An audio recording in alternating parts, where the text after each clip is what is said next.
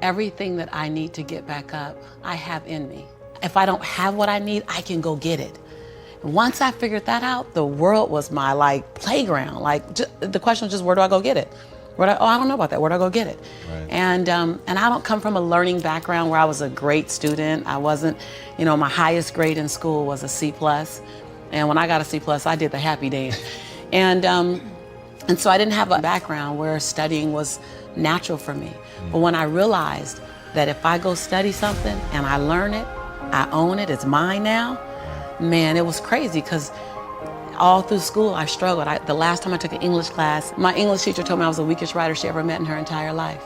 And the same year I took a speech class, and my speech teacher, he said, quote unquote, Miss Nichols, I recommend you never speak in public, that you get a desk job. Just, it was demotivated people, sad people hurt, and I had to literally be willing to not only relocate my mind, but relocate my body so I can relocate my finances, relocate my possibility, relocate my son's future. I was very clear the future my son was gonna have if I didn't do something. And I was not subscribing to that, not on my watch. My son's father went to prison when he was 8 months old, and he's been in prison since my son was 8 months old. Whoa. My son turns 22 this year. My son is an African-American male child living in South Central Los Angeles when, at that time, he had a 66% chance rate of going to prison, not on my watch. So I was willing to be radical. See, most people want the convenience of transformation without the inconvenience. So if you want to have a conviction for something, you have to sign up to be inconvenienced.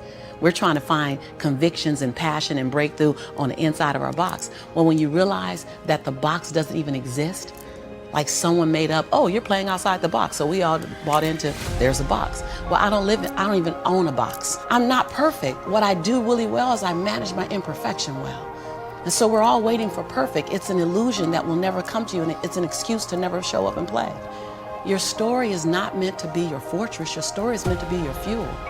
Like, I'm not gonna run fast, but I ain't gonna stop running. I might slow down and have to breathe and catch my breath, but I'm not stopping, because I believe all things are available to all of us, and good people should do well. Because when good people do well, good people just do more good in the world. I'm in Inglewood, living off Arborvitae. I'm on government assistance, and I run out of money, and I had to buy Pampers for Jelani. And I had $11.42 in the bank. And I remember wrapping my son in a towel for 2 days. Someone said, because when I tell the story, I always get teary-eyed. And someone said, do you fabricate the tears because you've told the story so much? No, I'm a mama. Every time I tell the story, I feel it again. I remember the second day, like you said, I had my hand on Jelani's stomach, and I said, don't worry, baby. Mommy will never be this broke or broken again. And that day, what shifted for me was I was willing, and I don't know if this is gonna sound crazy, I was willing to completely die to any form of me that I had been, so that I can birth the woman that I was becoming.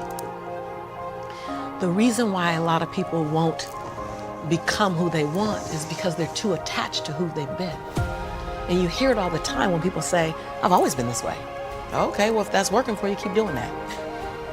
I knew it wasn't working for me any longer.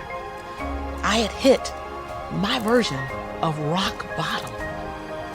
So I was willing to let go of everything and everybody.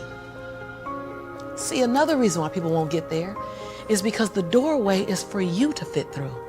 You trying to carry everybody else through because you trying to be Rescue 911. And you got to rescue you first. I am much more valuable to my family and to my community because I was willing to let them go through the door myself, teach myself, learn myself, condition myself, and then come back and get them. I was willing to inconvenience my entire life. My entire life. I was willing to disrupt my entire life to buy my future, to buy my possibility, to give my dream a chance. See, we're not supposed to tuck our dreams in on the pillow when we get up in the morning. We're not supposed to leave them at home and go and fulfill somebody else's dream. We're not supposed to do that. That's not what we're wired to do. That's not who we are. Your human spirit doesn't care about the economy. The human spirit doesn't care that my son's father went to prison. The human spirit doesn't care what's happened to your family. The human spirit doesn't care about the past. You may have been molested, or your family may have been broke, or you may have been betrayed, or you may have a divorce. Your human spirit doesn't care about any of that. Your human spirit simply says, what's our command for tomorrow? What do you want to create? It's not keeping score. Your brain is keeping score, because your brain is designed to keep you safe. Your soul, your intuition, your human spirit is designed to make you soar.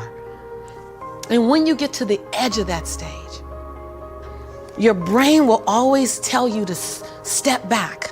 It's always going to tell you to step back, because you can fall. Always. It's going to tell you step back. Because before you fell, the last time you did this, you saw someone else fail. You could hurt. You could be off work. It's going to tell you, it's designed to keep you safe.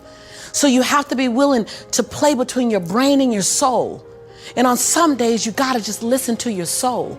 And you got to say, I'm going to leap. I'm going to get to the edge. Most people are at the edge, and you're standing at the edge and you're watching everyone else fly.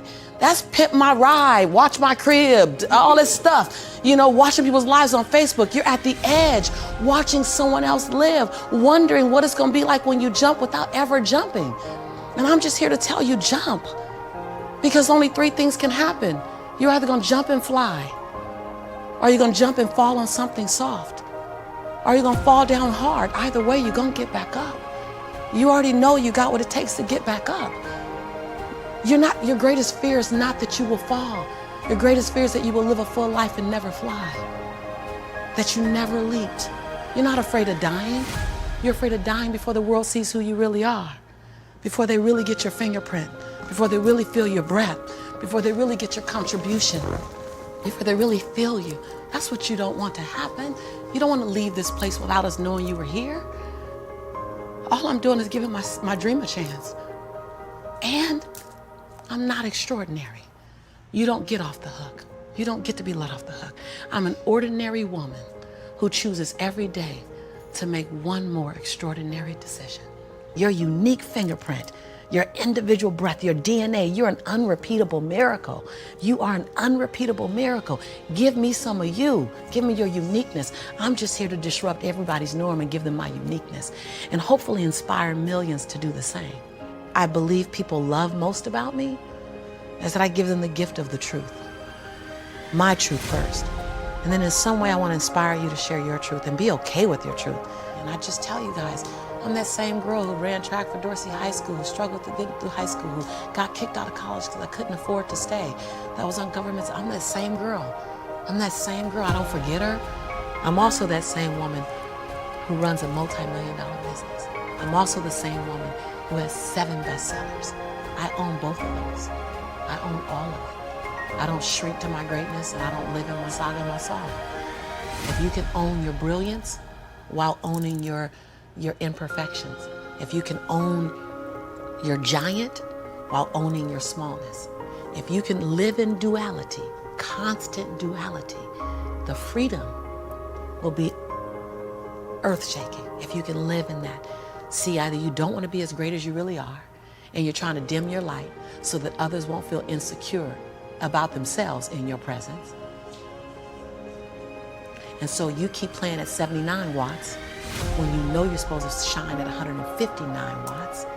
And you keep checking the temperature of the room to see what the room can handle versus just giving the room you and letting them, if your light's too bright, then let them put on some shades.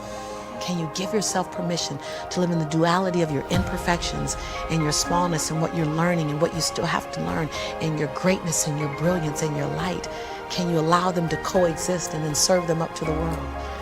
To love you, to see you, to inhale you, to judge you, to leave you, to love you. Some of us are just as afraid of being loved as we are to be left. Can you give the world permission to leave you and love you?